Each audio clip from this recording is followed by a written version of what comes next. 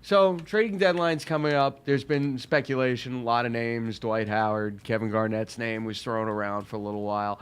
I have ESPN's Chad Ford takes a look at 10 players he felt could be on the move. And I just want to go through the list a little bit. And if you got any names, Nikki, if you got any names you think could move or any teams you think could make a move this year, we can talk about that. We'll start off with Josh Smith. That's kind of been the big name I've heard this week as well. The Nets were thought to have a lot of interest in him. You really got to wonder if a package involving Chris Humphries, Marshawn Brooks, and a draft pick is enough to make that work, though. But is Josh Smith really worth all that? Josh Smith, to me, is the guy with the all-star potential that never became an all-star.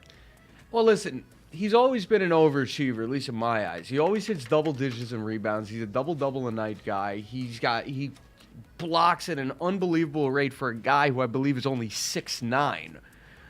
Technically, he should be a small forward, but he can bang with some of the biggest power forwards in the league. I've always been impressed by that. You're right, though. I mean, a lot of the guys on Atlanta, I was thinking about Joe Johnson the same way a lot of times. Guys who have that capability to take the next step but just never get there for some reason. And you know he's had problems with the front office in Atlanta. He was suspended from one game for conduct detrimental to the team a couple weeks ago. The night they played the Knicks, actually, the first night at the home. So he's a guy. Do you think he actually gets moved this year, and where do you think he'd go? Are we still on Josh Smith? Yeah, we okay, are. And we're gonna move on. I thought we right? were, but yeah. I just wait. Let me make sure that we're gonna move on after this. You know, it's funny to me because Josh Smith, to me, because one of the other guys that's being talked about possibly being traded is Carlos Boozer, who we were gonna get to at some point, actually. And there's Carlos Boozer and Paul Gasol are two guys that are also in the world of trade rumors. Mm-hmm. And I sat there, I was thinking about it, I'm like, Josh Smith for Paul Gasol. I would hate to be Taj Gibson in that scenario. I really would. Taj got his money. He got his money. He's good. He's going to play no matter what. Thibodeau loves him as a coach. He's going to play. I want to see him get 30 minutes a night at some point, though. I think it's terrible. He's never been able to do it. Like, Chicago's one of those teams, and we're going to talk about Utah, too, because they're another one, who stockpile front court types. Carlos Boozer, Joaquin Noah, Taj Gibson. They had Omar, how did you pronounce his last name? Azik. Omar Azik. They had all these guys just like kind of hanging around for a rainy day when you only really needed the two of them. So, and in that scenario, Taj Gibson, he got his money. He's averaged like maybe 20 minutes a game his entire career, and he's got the potential to be a starter on half the teams in the league. So, if I'm the Bulls and I trade Carlos Boozer, I'm trading him for backcourt help to try to get Taj Gibson some exposure, and maybe you get a backup forward type for him, and you let Taj Gibson take over. What do you think about that? If you can get rid of Boozer for a nice chunk of value, then I'm all for it. See, it's funny. Here's my question. Do you just not like Carlos Boozer, or do you just not like the contract? Because honestly, he's a solid player. Carlos Boozer is a solid player, and Carlos Boozer is not worth the money that he gets paid.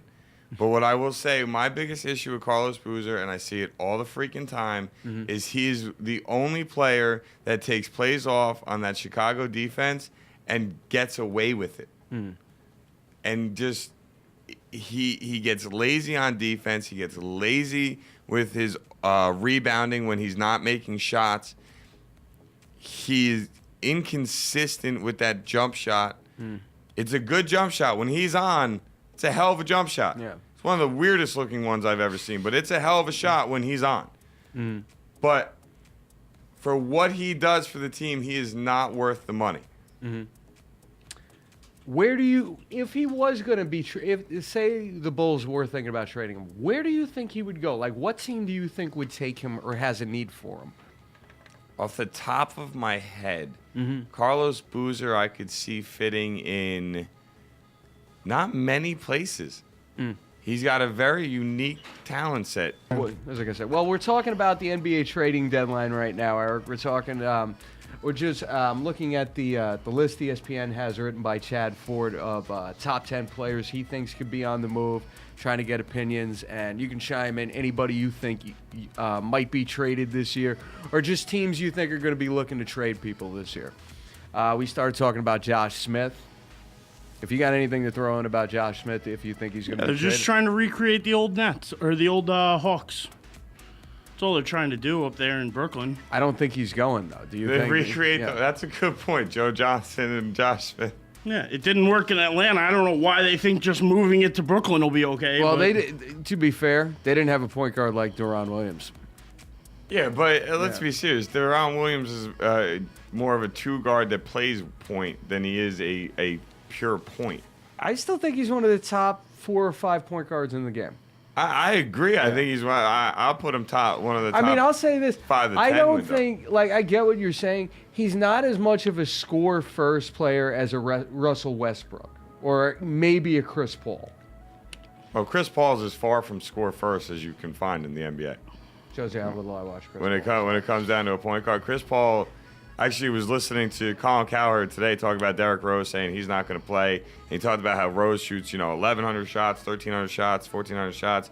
Chris Paul shoots like 750, 800, Right, Derrick and he Rose only would have been a averages better one 3 to say points that. less. Okay. Yeah. All right. Anyway, we'll move on. Other guys on the list. I don't think Brandon Jennings is going anywhere. He came out yesterday, said he's not asking for a trade. Does Milwaukee seem to be a team you guys think is going to wind up being involved in the trading deadline at all? It's interesting because the trading deadline to me is one of those things where I feel like you're usually looking for that team that's right there, but wants to make that one more player addition to really make that push. Mm-hmm. Who's really in that spot? The Knicks like their roster, the Heat like their roster, the Clippers like their roster, the Lakers maybe, but OKC, San Antonio, these teams. So all these teams that people look at like, you're most likely the favorites to win this. Mm-hmm. Who are these guys really? They all seem to really like their rosters. Like even like a team like the Indiana Pacers, who might be a superstar away from being able to make a push for an NBA Finals. Are they willing to sacrifice any of the guys they have to go get that superstar? I don't think so. All right, I'll tell you one team. Just looking at the standings, a team 22-29. They had big expectations on them this season. Do you think Philadelphia could be involved? no, Because as much their season's over. their season's over, but They're not going anywhere. They got no reason to trade, and nobody's buying them off their hands. I'm not even talking about buying them. I'm talking But I'm about saying, some of the why other would they guys. trade Holiday? Why would they trade any of the good young guys they have? I just don't see them trading them for what? I wasn't really talking about Holiday. Well, but I think what Eric's trying to say to you though is they're even if they make a trade, they're not making a push for a championship. So why sacrifice your young talent? Like, I mean, I don't know who off of that team you think about And them draft trading, picks in the NBA, I mean, they're not something just to trade willy-nilly either, because there's only 2 rounds in the NBA draft. It's not like 7 or 35 in the major league draft or whatever it is, 50 rounds. I threw it out there just because, 22-29, if things broke right in the second half, they could make a run. Sometimes trade could be a catalyst. But just looking at their roster, Yeah, but what are they going to make a run to? 6th place? 6th place gets you in the playoffs, if I'm not mistaken. Yeah, but they're not beating anybody in the playoffs. That's the thing. They're not saying, beating. things could happen. They're not Anyway, beating the Bulls. They're not beating the looking- Nets. They're not beating. They're not beating the Knicks. They're not beating the Heat. They're not beating Indiana. I mean, they're not beating the Celtics even. So really, Celtics are playing well, but, listen, bottom line is I think the only way they're making a trade is if it's a salary dump at this point.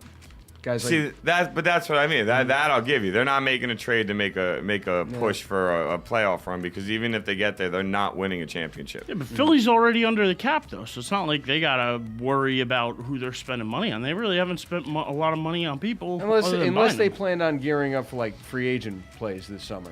And I don't even know who's available, so I'm just throwing it out there. Anyway, moving on. Do you guys think Al Jefferson or Paul Millsap get traded? It seems every year the rumor is that one of these guys may get traded. Utah's kind of stocked up the front court guys with Derek Favors and Enes Kanter on the bench. Does anybody think Jefferson or Millsap gets traded. I know Millsap is a guy people are interested in right now. Like some teams that have that, like I even heard like the Knicks are a team that's interested in Millsap to add some depth down low. But like I said, I think if you're a team that's in contention for a championship right now, you're only making a trade if it's perfect because you don't want to sacrifice any piece that you consider important to a run, and yet you want to help your team get past that next spot. So you're not willing to really sacrifice too much because you don't want to take away from what's gotten to you where you're already at now.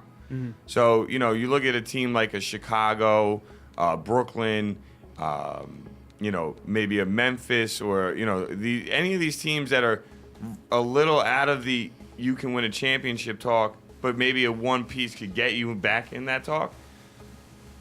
Well, then, yeah, I could see them looking at a trade. But I think teams more and more are uncomfortable with trading. I don't think they're that big of fans. So they're becoming more the NFL than the Major League Baseball. Yeah. Is what you're saying. Okay. Well, I'm only going to do one more. I want to talk about Nick rumors, and then we'll move to power rankings. Anybody think, because J.J. Redick is the only other one who's really been bantied about this week in terms of rumors. Orlando's a team that could be looking to trade, simply, draft picks, trying to build for the future. Well, that, and they're probably not going to be able to pay Redick. They're not going to want to pay Redick what he's going to ask for when he becomes a free agent. Knicks have been rumored. I think the Bulls were in there for a minute on them. Anybody think Redick moves, and which team do you think would take a chance on him? I think I could see Redick being moved to a team that's looking for an extra shooter. Even the Lakers could be an interesting fit for him. Oklahoma City could be an interesting fit. Denver, the way they like to play, could be an interesting fit. I'm just naming teams. Yeah. I mean, I have no backing on why these teams would trade for him, other than the fact that the way he can shoot the ball, he could help some of these teams. Even Chicago struggles scoring points. I mean, do they want to trade in the Eastern Conference, or do they want to get him out of the Eastern Conference? The way the Knicks like to shoot the ball, I mean, I'm just throwing teams out there, but Yeah. I definitely could see Redick. To me, the guys that I see most likely to be moved are Redick and Josh Smith. Okay. If I have to pick two guys that I really could see being traded most likely, All right. Who do you think is most likely to be moved? Anybody we haven't named that you think might be moved? Not really. I mean, I think Millsap or one of the big men over in Utah could be moved. I think that's the biggest move I could see being made. Okay. I think somebody trading to get a little bit more low post, a little more rebounding, maybe able to get them at a decent price because Utah has so many of them. Fair. Like I said, I feel like every year at the trading deadline, we always wind up hearing Utah is thinking about trading either Jefferson or Millsap. It's happened for at least, I'd say this is like the third year in a row. that's it. That's fair, yeah. Maybe it happens, maybe it don't.